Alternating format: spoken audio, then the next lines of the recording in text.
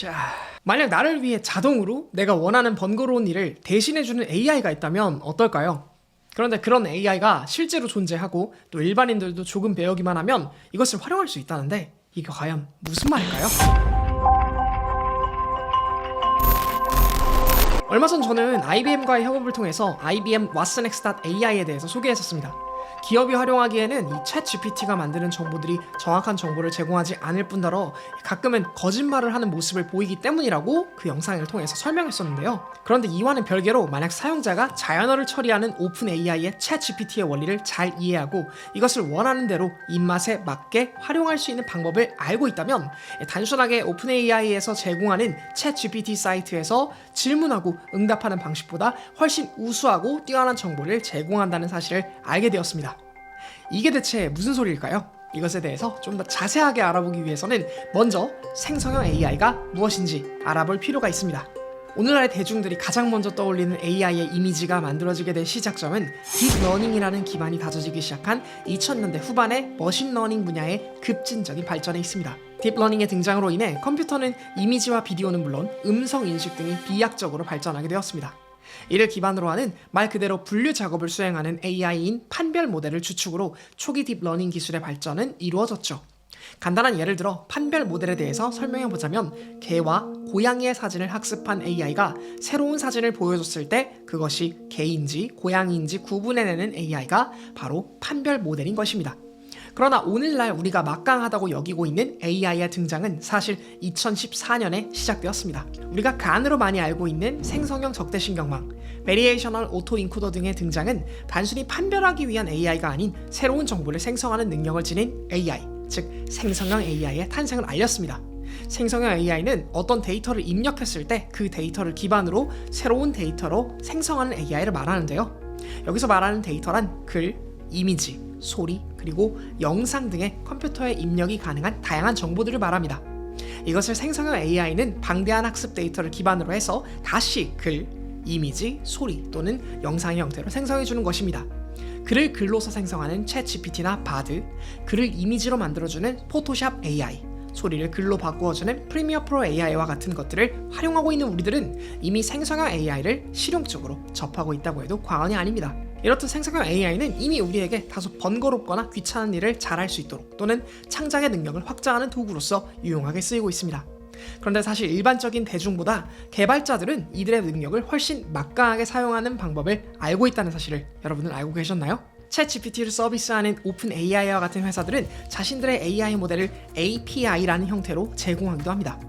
그리고 개발자들은 바로 이 API를 사용하는 방법을 알고 있습니다. 이것을 활용할 수 있다면 단순히 챗GPT에서 물어보고 답변을 받는 수준을 넘어서 실제로 특정 주제에 관한 연구에 사용하거나 웹사이트를 제작하거나 기사를 작성하거나 마케팅에 활용하거나 요리법을 빠르게 정리하는 데에도 사용할 수 있습니다. 단순히 AI를 잘 쓰기 위해서 우리가 모두 개발자가 될 필요는 없겠지만 도대체 어떻게 하면 개발자들처럼 스마트하게 AI를 활용할 수 있을까요? API란 Application Programming Interface의 약어로 어떤 운영체제나 프로그래밍 언어가 있을 때 이들이 제공하는 기능을 응용 프로그램을 통해서 사용할 수 있도록 제공하는 인터페이스를 말합니다. 그런데 이렇게 설명하면 너무 어렵죠? 그래서 그림으로 이것을 알아보면 좋을 것 같습니다. 식당에 방문한 쿠키가 있고 식당의 요리사 그리고 종업원이 있습니다. 쿠키는 종업원에게 메뉴판을 보고 돈가스를 주문했습니다. 그러면 종업원은 요리사에게 주문을 전달하고 요리사는 종업원에게 돈가스를 만들어 서빙할 것을 요청하고 종업원이 쿠키에게 돈가스를 서빙하는 것입니다. 여기서 쿠키를 AI 모델을 사용하기 위한 유저로 요리사를 AI 모델로 생각해 본다면 고객의 주문을 전달하고 다시 고객에게 결과를 제공하는 종업원을 API로 생각해 볼 수 있는 것입니다. 다시 말해 API에게 이야기를 건넬 수 있는 방법을 안다는 것은 그 API에 해당하는 AI 모델과 대화를 할 수 있는 능력이 있다는 것을 의미하는 것이죠. 그리고 이 오픈 AI가 보유한 챗GPT API를 이용한 어플리케이션들 중 나의 알잘딱한 비서를 만드는 어플리케이션이 바로 AutoGPT입니다. AutoGPT는 챗GPT의 응용 프로그램으로서 사용자가 어떤 목적으로 사용하느냐에 따라서 아주 강력한 도구가 될 수 있는 가능성을 지닌 응용 프로그램입니다. 일단 이 응용 프로그램을 사용하기에 앞서서 이 AutoGPT의 원리를 잘 알면 이 AutoGPT가 어떤 일들을 잘 할 수 있을지에 대해서 우리가 판단해 볼 수가 있겠죠. 오토GPT는 결국 GPT라고 하는 AI 모델을 사용하는 것이기 때문에 먼저 GPT가 무엇인지 알아보아야 합니다. GPT란 Generative Pre-trained Transformer의 약어로서 생성을 할 수 있도록 미리 훈련된 트랜스포머 모델을 말합니다. 여기서 트랜스포머 모델은 생성형 AI 시장이 격동적으로 발달하던 2017년에 수많은 모델들 중 타 모델 대비 막강한 성능과 이점을 보유해서 수많은 경쟁을 뚫고 살아남은 AI 언어 모델로서 2017년 구글에서 발행한 Attention is all you need라고 하는 제목의 논문에서 처음으로 등장했습니다. 당시 번역을 담당하던 생성형 AI들은 문장이 길어지면 번역의 퀄리티가 급격하게 저하되는 고질적인 문제점을 가지고 있었는데요. 이 어텐션이라는 메커니즘을 사용하는 트랜스포머 모델을 사용하면 아무리 문장이 길어져도 정보의 누락 없이 우수한 번역 퀄리티를 만들어낼 수 있는 것을 확인한 것입니다. 그런데 더욱 놀라운 점이자 결정적인 점은 이 트랜스포머 모델은 다른 모델들과는 다르게 더욱더 많이 쌓으면 쌓을수록 성능이 좋아진다는 점이었습니다. 이로 인해 등장하게 된 것이 바로 첫 등장일에 대중들에게 충격을 엄청나게 크게 가져다준 챗GPT와 같은 무지막지하게 많이 쌓아올린 언어 모델, 거대 언어 모델인 것입니다. 그렇다면 LLM은 대체 무엇을 하는 AI 모델인 것일까요? 기본적으로 AI 언어 모델은 문장 내의 개별 단어 요소들이 그 문장 전체에 적절하게 어울리는 요소인가를 확률적으로 계산해서 가장 높은 확률 요소를 가지는 단어들로 문장을 만들어주는 모델입니다. LLM은 그것을 훨씬 더 잘하는 AI를 말하는 것이죠. 예를 들어 There is an apple 이라고 하는 문장이 만들어질 확률은 there라고 하는 주어가 발생할 확률에 there가 문장 내에 존재할 때 is가 발생할 확률, 그리고 there와 is가 문장 내에 존재할 때 an apple이 발생할 확률의 곱으로 계산됩니다. 이와 같은 무수한 계산 과정이 반복되면서 가장 최적의 문장을 만들어내는 것이 AI 언어 모델이 문장을 생성하는 원리이며, GPT는 바로 이 언어 모델들 중 트랜스포머를 거대 언어 모델로 키워서 만들어낸 생성형 AI인 것이죠. 그리고 이와 같은 이점을 지닌, 그리고 API로 접근이 가능해서 언어 모델의 특징을 반복적으로 정교하게 설계할 수 있는 응용 프로그램이 바로 오토GPT인 것입니다. 그렇다면 오토GPT는 어떤 방식으로 동작할까요? 먼저 오토GPT를 사용하기로 한 유저가 원하는 목표, 예를 들면 AI 관련된 뉴스를 크롤링하고 그것을 요약 정리해줘 라고 하는 명령을 투입하면 그 명령을 임무 생성 에이전트라고 하는 곳으로 일단 먼저 보냅니다. 이곳에서 실제로 오픈AI의 챗GPT가 이를 수행할 수 있도록 임무를 생성하는, 그러니까 태스크 제너레이션을 진행을 하는 것입니다. 이렇게 생성된 임무들은 임무 큐에 쌓이게 되는데요.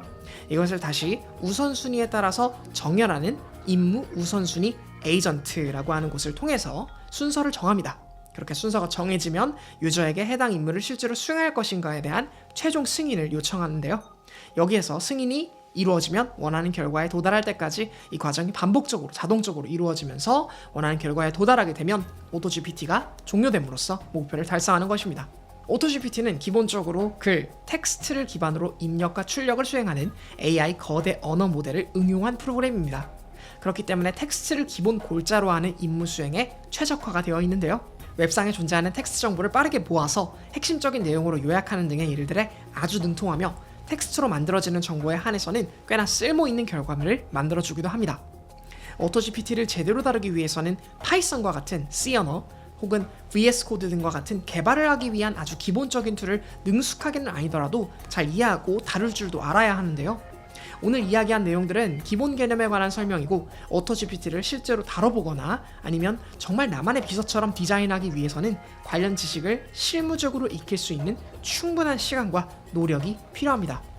저는 패스트 캠퍼스와의 협업을 통해서 약 11시간에 걸쳐서 제공되는 알아서 일하는 진짜 인공지능 오토GPT 서비스 구현이라고 하는 제목의 강의를 직접 들어보고 이 영상을 제작했는데요. 선택하는 과정에서 제게 중요했던 점은 실라버스라고 하죠. 교육과정 소개서의 내용이 큰 요인이었는데요. 실제 AI 서비스의 구현과 실습 등의 총 7가지를 다루는 강의라고 요약이 되어 있고, 사실 크롤링을 잘하는 AI를 만들 수 있다는 사실에 조금 시선 강탈을 당했습니다. 이 부분은 제 업무 특성상 사실 크롤링에 가장 많이 시간을 잡아먹어서 그런 것 같기도 하네요. 또 오토GPT를 구동하기 위한 파이썬, 이 부분에 대한 강의가 굉장히 좋았습니다. 파이썬이 워낙 개념적으로 넓기 때문에 뭔가를 하기 위해 파이썬 자체를 배운다는 사실이 솔직히 좀 막막했는데, 딱 오토GPT를 위한 파이썬을 배운다고 하니 너무 매력적이었죠. 정말 필요한 부분을 잘 배웠던 것 같습니다.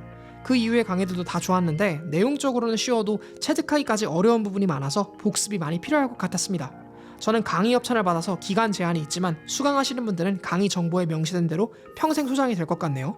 개인적으로는 울프람의 매스메티카 이후로 간만에 접해본 C 언어인지라서 아직은 좀 이것과 친해질 시간이 필요한 것 같습니다. 광고 협찬을 통해서 굉장히 좋은 기회로 평소에 관심이 있던 오토GPT 강의를 듣게 되었지만 남은 수강일이 있거든요. 남은 수강일 동안 계속해서 이 C 언어들 여러가지 프로그래밍 언어들과 친해지는 시간을 가져봐야 될 것 같습니다.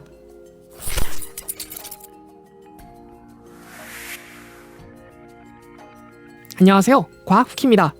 과학과 공학, 기술, 과학사회학, 그리고 과학철학 및 과학기술 정책 등을 다루는 종합과학 채널입니다. 이번 영상은 패스트 캠퍼스의 제작 지원 및 광고 의뢰를 통해 제작되었습니다. 영상이 제작될 수 있도록 제작 지원해주시고 실제로 강의를 들어볼 수 있도록 무료로 양질의 강의를 수강할 기회를 주신 패스트 캠퍼스에게 깊은 감사의 말씀을 드립니다. 지금 보신 이 영상이 여러분들께 유익하였거나 소소하게나마 즐거움을 드렸다면 좋아요를 통해 여러분의 의견을 보내주세요. 그리고 앞으로도 과학후키 채널의 콘텐츠를 계속 만나고 싶으시다면 채널에 구독을 부탁드릴게요. 과학후키 채널 운영에 도움을 주고 싶으시다면 설명란에 있는 링크 또는 구독 버튼 옆에 있는 멤버십 가입으로 채널에 후원을 해주실 수 있습니다. 좌측에 크레딧으로 올라가고 있는 모든 분들께서 후원을 통해 채널 운영을 도와주시고 있습니다. 채널의 성장과 발전에 도움을 주시고 계신 모든 후원자분들께 다시 한번 정말 감사드립니다. 끝까지 시청해주셔서 정말 감사드리고요. 전 또 다음 영상으로 여러분들을 찾아뵙도록 하겠습니다. 언제나 그랬듯 과학을 쿠키처럼.